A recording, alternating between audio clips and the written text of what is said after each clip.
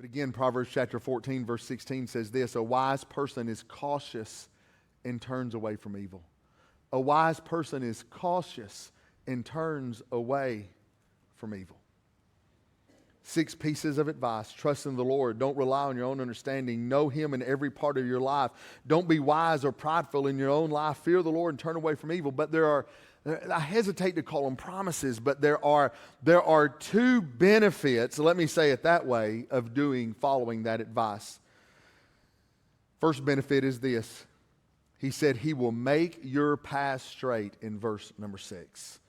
Now that was an idiom in that day that was incredibly important. It meant that you would be guided, or that God would remove obstacles, that you would reach your path of surety, that your destination would be sure. In other words, you were going to have a godly life and a godly success. I would word it this way, that it is God paving the path in front of you. When you follow the advice of God in Proverbs 3, 5, 6, 7, and 8, He will pave the path. He will pave the road of success in front of you. The second thing He promised is this, that if you'll follow His advice, it'll be healing for your body and strengthening for your bones. Now, that doesn't mean you're always going to be physically healthy, but it means that following the advice of God brings with it physical benefits, emotional benefits, mental benefits, spiritual benefits. Listening to God's advice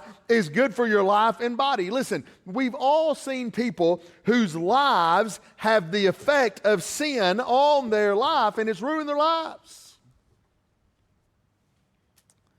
I'm sure you've heard that story. I think I've told it before about the man that was walking down the city street, and he looked up on the front porch of an old house, and he saw an old lady rocking on the front porch.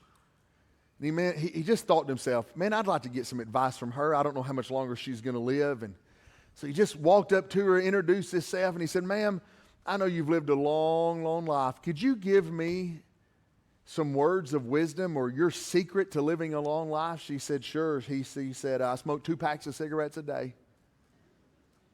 I drink a flask of whiskey every day of my life. And at nighttime, I'd get in all the carousing I can get in.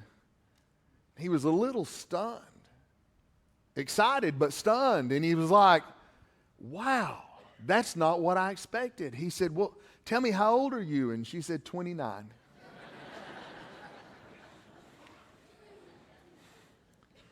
Right? Sin has that effect. And here's what the Bible's telling us. Look, when you follow God's advice, it's healing for your body, strengthening for your bones. It is bringing you into a good place in life. So how do I get a good start on life? Knowing all that, let me say 3 things. I think I can sum all this up with 3 things. If I want a restart in life, or I want a great start in life, either one, you may find yourself decades into your life. You may find yourself years into your life. You may find yourself a decade in your life, and you don't like where you are. Then what do you do about that? Let me give you 3 things I think you can sum up out of these verses. Number 1 is passionately pursue godly success. Passionately pursue godly success. Part of the problem for young adults is this, that you start off climbing the wrong ladder. You start off pursuing the wrong thing. And the trouble is, it carries you through all of life, and you find yourself